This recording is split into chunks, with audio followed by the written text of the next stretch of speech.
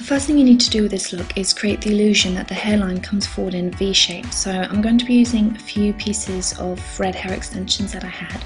So we're going to cut a few strands loose, and then with spirit gum, we're going to draw a V shape right in the middle.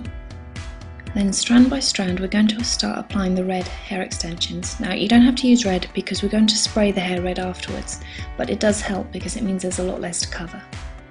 So you want to do this in sections to get a really realistic hairline. Every so often, just dab the ends again with spirit gum to make sure that they're really firmly attached.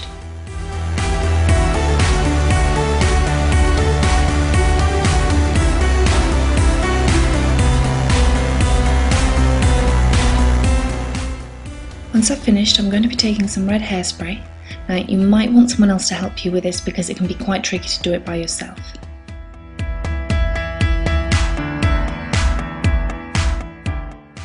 Tie the hair back, and now I'm going to start covering the eyebrows. Now this isn't the most effective method, but I don't really want to cover up my eyebrows completely for this look, seeing as I'm going to be doing more of my own interpretation of the look rather than an exact copy.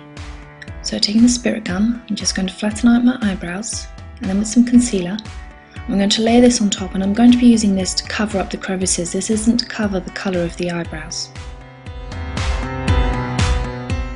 Once you've applied the concealer, we're going to be using HD powder. Now if you don't have a powder puff, you can just simply use a cotton pad. So make sure that you really press it into the brows. And we're going to be using two eyeshadows, one from Sugar Pill and one from Sleek. You're going to need two brushes, a smaller one to get into the areas like the ears, next to the nose, the eyes, and then a larger one just to cover large areas.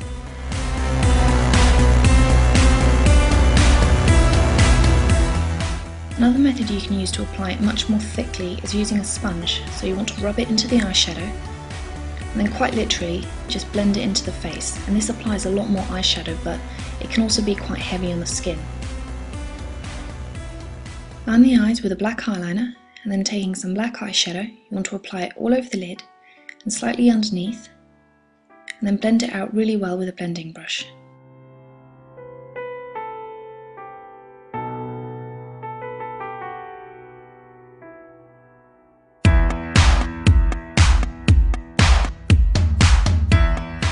Start bringing the colour down your neck, and now with a barium lip paint, cover the entire lip. And with a larger brush, we're going to start bringing it down the neck and down the arms. I'm not going to be making my whole body blue just because I want more of a gradient, almost as if our face was transforming first. So now the easiest part is actually using the lash glue, and you're going to be using different shapes. You want to create circles and also flicks, and the easiest way to do this is just to create a blob and then pull the glue away sharply so that you get a flicked motion.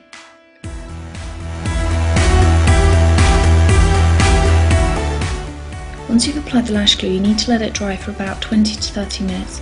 Once it's dried, only then can you paint it, and you don't really want to risk painting it before it's completely dry.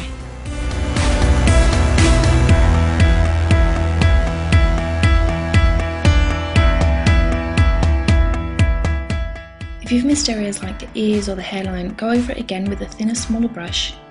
And with a larger brush, you just want to dust some blue right over the tops of the arms. Again, I don't want a thick layer of blue, I want it to be more of a gradient.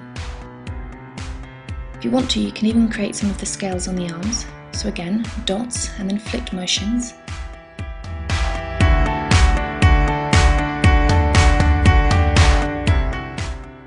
Once you're sure the glue has dried, we want to leave it for about 20 to 30 minutes to dry, but once it has, we want to take a black and blue lipstick, mix them together to get the right colour, and just paint the scales.